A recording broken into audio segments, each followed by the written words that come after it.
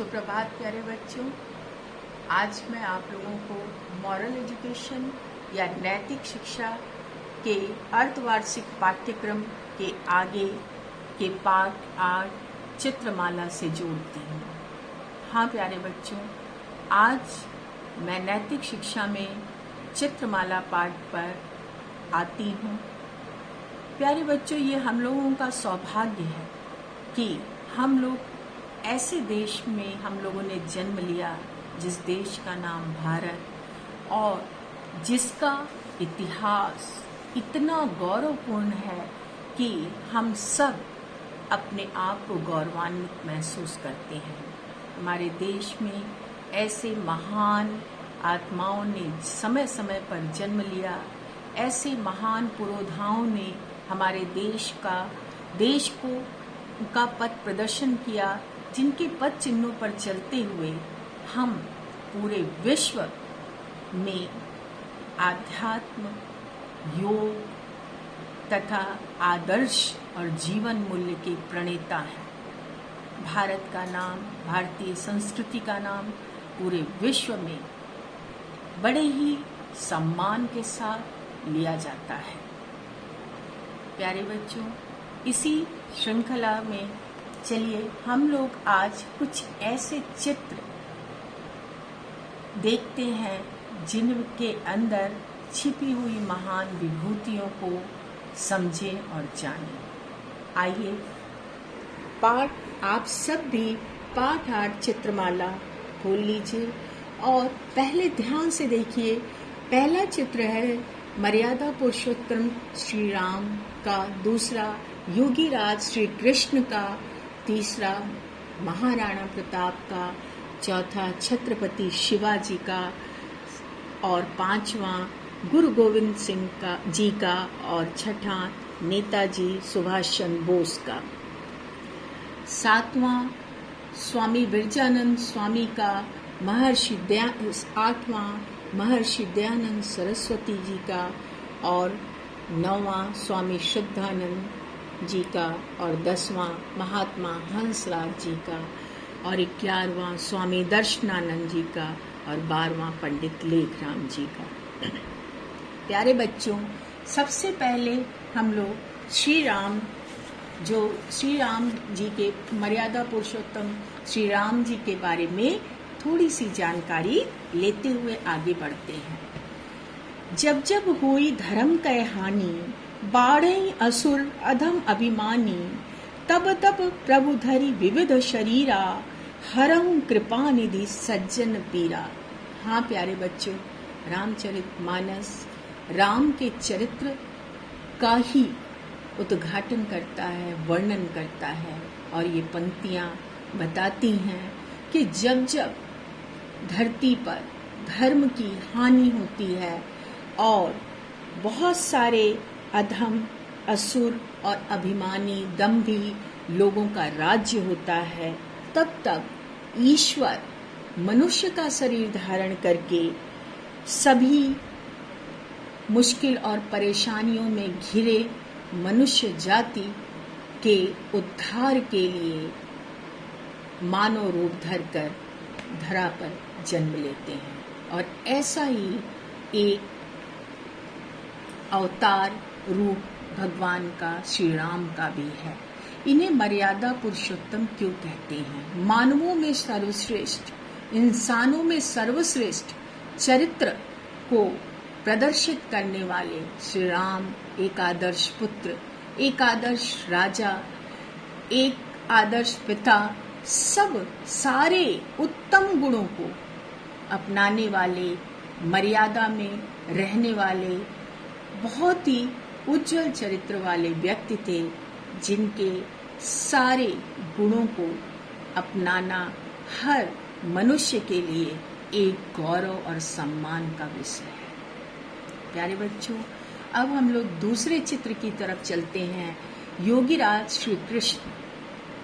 हाँ, श्री कृष्ण के बारे में आप सभी जानते हैं कि वसुदेव और देवकी के पुत्र श्री कृष्ण का जन्म ही पाप के निवारण के लिए और सज्जन सज्जनता की रक्षा के लिए, सज्जनों और उनकी सज्जनता की रक्षा के लिए ही हुआ था। जैसा कि वर्णन भी है कि यदा यदा ही धर्मस्य ग्लानिर्भवति भारत अभ्युत्थानम् अधर्मस्य तदात्मानं सृजाम्यहम् परित्राणाय च साधूनां विनाशाय च दुष्कृतां धर्म संस्थापनार्थाय संभवामि युगे युगे। यद्यपि ये संस्कृत की पंक्तियां हैं, किंतु इसका हिंदी में अर्थ मैं आपको सरल अर्थ समझाती हूँ। प्यारे बच्चों, इसमें वर्णन है कि जब जब धर्म की हानि होती है भारतवर्ष में, जब जब धर्म की हानि होती है, तब तब अभ्युत्थानम अधर्मस्य, और जब जब अधर्म बढ़ता है, जब जब धर्म की हानि होती है या धर्म का पतन होता है और अधर्म का उत्थान होता है, यानी बुराइयां उन्नति पर आती हैं, बुराइयां बढ़ती हैं, तब तब मैं जन्म लेता हूँ। किस लिए? कौन कह रहा है? ये ईश्वर भगवान श्री कृष्ण का कहना है कि तब तब मैं मनुष्य रूप में जन्म लेता हूँ धरती पर। किस लिए?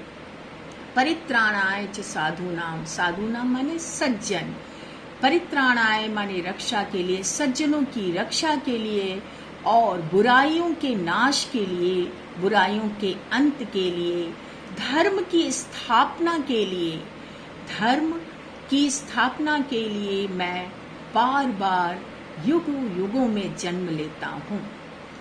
पूरे इन पंक्तियों का अर्थ यही है कि जब अधर्म बहुत अधिक बढ़ जाता है और धर्म का पतन होता है, तब ईश्वर मनुष्य रूप धारण करके सज्जनता की रक्षा के लिए, सज्जनों के दुखों को दूर करने के लिए और धर्म की स्थापना के लिए युगों युगों में मनुष्य रूप धारण करते हैं।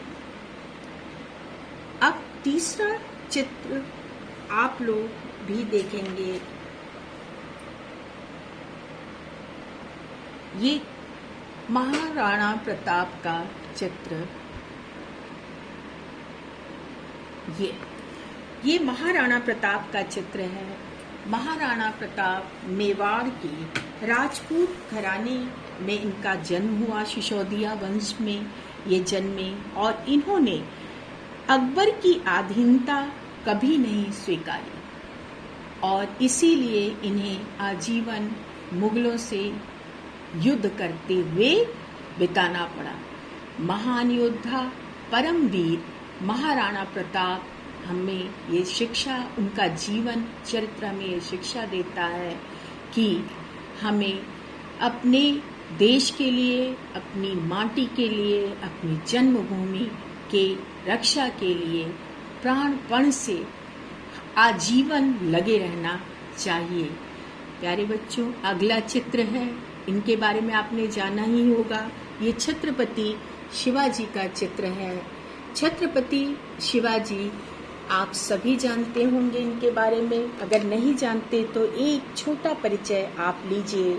शिवनेरी किला, पुणे जिला, महाराष्ट्र में जन्म लेने वाले माता का नाम इनके जीजाबाई और पिता का नाम श्री शाहजी भोसले था और इन्होंने भी मुगलों से आजीवन युद्ध किया और अपने देश की रक्षा के लिए आजीवन अपनी वीरता का प्रदर्शन किया।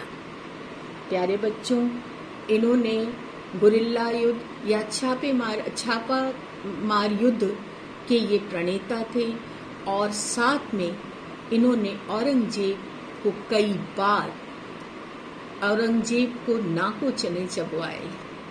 इसके साथ ही अब अगले चित्र की ओर हम लोग चलते हैं। आप सब अपनी किताब से मिलाते चलिए। अब अगला चित्र है गुरु गोविंद सिंह जी का। सिखों के 10वें गुरु गोविंद सिंह के बारे में आप लोग जानते होंगे। पिता का नाम श्री गुरु तेग बहादुर सिंह था और ये हम सब पटना वासियों के लिए सौभाग्य का विषय है कि इनका जन्म कहाँ हुआ था? हमारे पटना में ही हुआ था। और आप सब हो सकता है पटना साहिब गए होंगे, जहाँ पर आपने इनके जीवन से जुड़ी हुई बहुत सारी यादगार चीज़ों को देखा भी होगा। अगर नहीं गए हैं तो अभी कोरोना काल समाप्त होने के बाद जब सब चीज़ें सामान्य होंगी तो निश्चित रूप से कभी अपने माता पिता के साथ उस स्थल को देखने जरूर जाइएगा। प्रेरणादायी स्थल है। इन्होंने खालसा पंथ की स्थापना की। पंच प्यारे इनके द्वारा बनाए गए और ये सिखों के 10वें गुरु थे। गुरु ग्रंथ साहिब में इन्होंने अपने पूर्व गुरुओं की गुरुवाणियों को जोड़कर गुरु ग्रंथ साहब को पूर्ण किया। महान सिखों के 10वें गुरु गोविंद सिंह का नाम हर एक की जुबान पर उनकी वीरता के लिए, उनकी आध्यात्मिक चेतना जगाने के लिए लिया जाता है। प्यारे बच्चों, अब अगला चित्र है, आपकी भी किताब में देखिए, सुभाष चंद्र बोस। आप सब जानते हैं अमर स्वतंत्रता सेनानी और अमर स्वतंत्रता सेनानी सुभाष चंद्र बोस के नाम से आप सभी सुपरिचित हैं। तुम मुझे खून दो, मैं तुम्हें आज़ादी दूंगा, ये नारा बुलंद करने वाले आज़ाद हिंद फौज के जनक सुभाष चंद्र बोस का जन्म 23 जनवरी सन 1897 का दिन विश्व इतिहास में स्वर्णाक्षरों में अंकित है। इस दिन स्वतंत्रता आंदोलन के महानायक सुभाष चंद्र बोस का जन्म कटक के प्रसिद्ध वकील जानकीनाथ तथा प्रभावती देवी के यहाँ हुआ था। प्यारे बच्चों, अब अगला चित्र स्वामी विरजानंद का है। ये महान गुरु थे स्वामी दयानंद सरस्वती जी के। ये है विरजानंद जी का चित्र। ये महान गुरु थे स्वामी विरजानंद जी। किसके? स्वामी दयानंद सरस्वती जी के। इन्होंने ही प्रेरणा दी। जब दयानंद सरस्वती जी इनके शिष्य बने तो गुरु दक्षिणा के रूप में जब दयानंद सरस्वती जी ने कहा कि गुरु जी आप अपनी गुरु दक्षिणा मांग, जो भी आप चाहते हैं अपेक्षित गुरु दक्षिणा बताइए, तब स्वामी जी ने कहा कि तुम वेदों के प्रचार प्रसार, वेदों के पुनरुत्थान और समाज कल्याण के लिए अपना जीवन समर्पित कर दो। और स्वामी दयानंद जी ने अपने गुरु की इस गुरु दक्षिणा को स्वीकार किया और अपना पूरा जीवन सामाजिक चेतना, समाज सुधार में लगा दिया।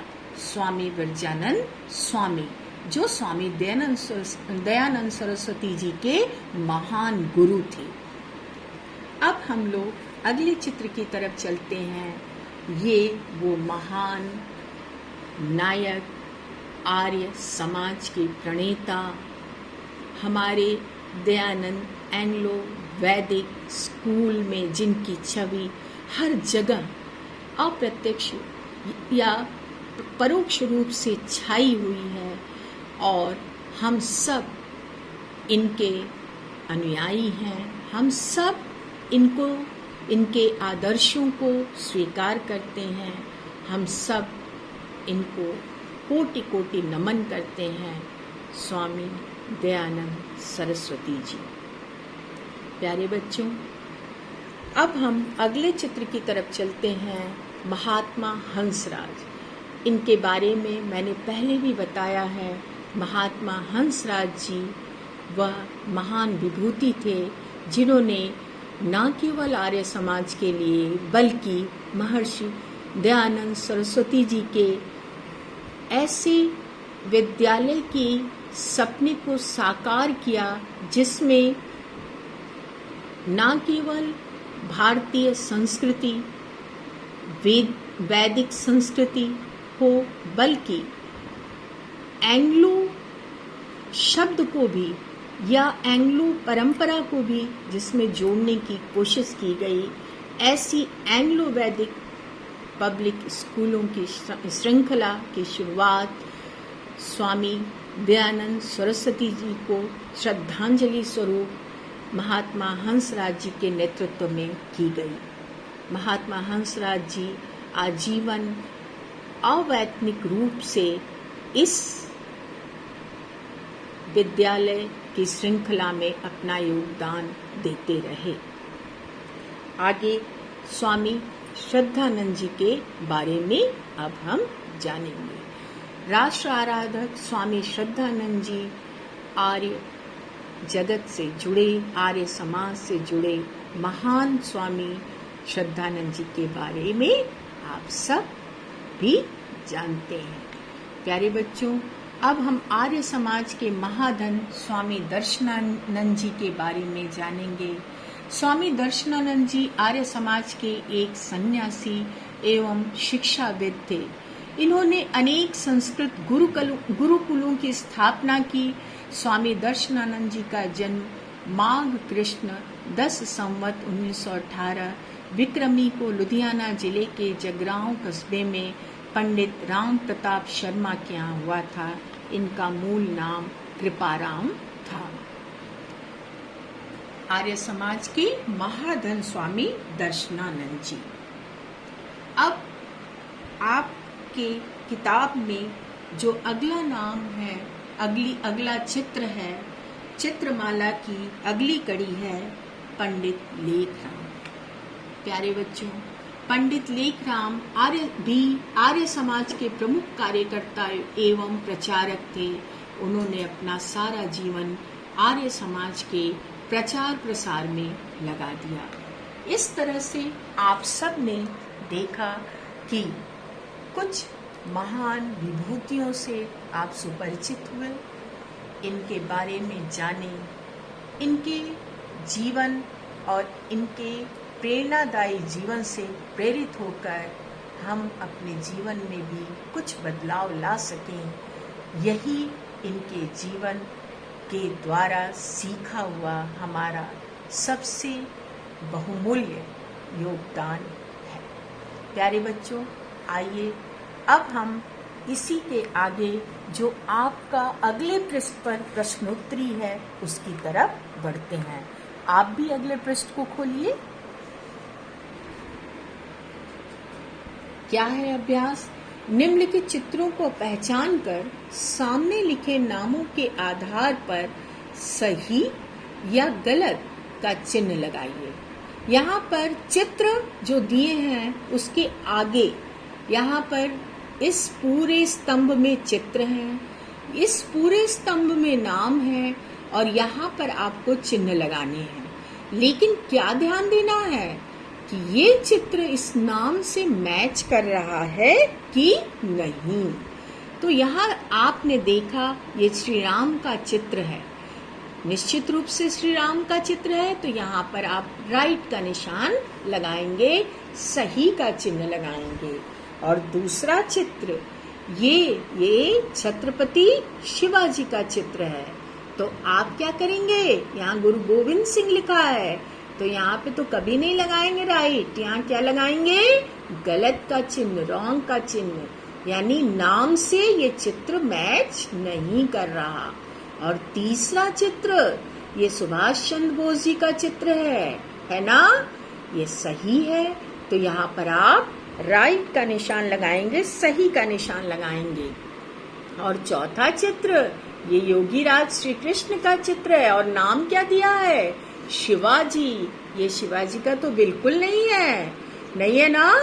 तो शिवाजी का तो ये चित्र था, तो यहाँ पर ये योगी राज कृष्ण जी का चित्र है, इसलिए यहाँ पर आप रॉन्ग का निशान लगाएंगे क्योंकि चित्र और नाम में मैच नहीं कर रहा।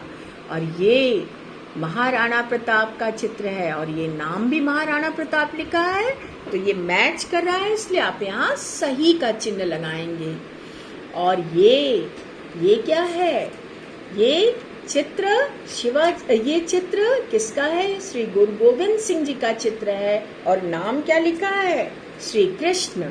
तो ये चित्र के साथ ये नाम मैच बिल्कुल नहीं कर रहा, तो आप यहाँ पर क्या लगाएंगे? गलत का चिन्ह या रॉन्ग का।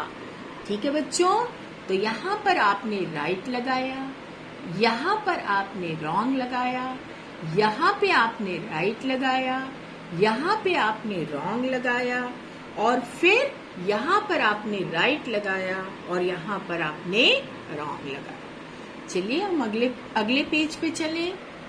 यहाँ पर आपके सामने स्वामी दयानंद सरस्वती जी का चित्र है और यहाँ क्या लगा है, यहाँ लिखा है स्वामी श्रद्धानंद जी। स्वामी श्रद्धानंद जी का चित्र तो ये बिल्कुल नहीं है। यहाँ पर आपको क्या करना है, स्वामी श्रद्धानंद जी और दयानंद जी का मैच नहीं कर रहा है तो आप यहाँ पर रॉन्ग लगाएंगे, ठीक है। और अगला चित्र महर्षि दयानंद जी का चित्र। महर्षि दयानंद जी का ये चित्र है, बिल्कुल नहीं है, ठीक है। तो आप क्या लगाएंगे यहाँ पर, रॉन्ग। और फिर अगला चित्र स्वामी विरजानंद जी का, हाँ ये दयानंद जी के सरस्वती स्वामी विरजानंद जी का चित्र है तो यहाँ पर राइट लगाएंगे। ये पंडित लेखराम जी का चित्र है, नहीं, पंडित लेखराम जी का चित्र ये है। ये महात्मा हंसराज जी का चित्र है तो ये मैच नहीं कर रहा, यहाँ रॉन्ग लगाएंगे। और ये चित्र स्वामी दर्शनानंद जी का चित्र है, ये मैच कर रहा है, ये सही है, चित्र नाम के अनुरूप है तो यहाँ पर आप राइट का लगाएंगे, सही का। और ये पंडित लेखराम जी का चित्र है जो कि हंसराज जी लिखा हुआ है और नाम से मैच नहीं कर रहा चित्र तो यहाँ रॉन्ग लगाएंगे। तो पहले चित्र को आप नाम के मैच न करने के कारण रॉन्ग करेंगे, दूसरे चित्र को भी नाम के मैच न करने के कारण रॉन्ग करेंगे और तीसरे चित्र को राइट और चौथे चित्र को भी नाम और चित्र मैच न करने के कारण रॉन्ग और पांचवा चित्र सही है, दोनों चीज मैच कर रही है। लेकिन अंतिम जो छठा चित्र है इस पृष्ठ का, ये भी रॉन्ग है क्योंकि ये मैच नाम के साथ नहीं कर रहा। प्यारे बच्चों, इसी के साथ अब मैं आज यहाँ पर अपने वीडियो को विराम देती हूँ और चलते चलते मैं इतना जरूर याद दिलाऊंगी कि पाठ के ऊपर चर्चा सिस्को वेबएक्स के माध्यम से आगे जारी रहेगी। और याद रखिए इन महान विभूतियों को, याद रखिए इनके आदर्शों को। चलिए मिलते हैं।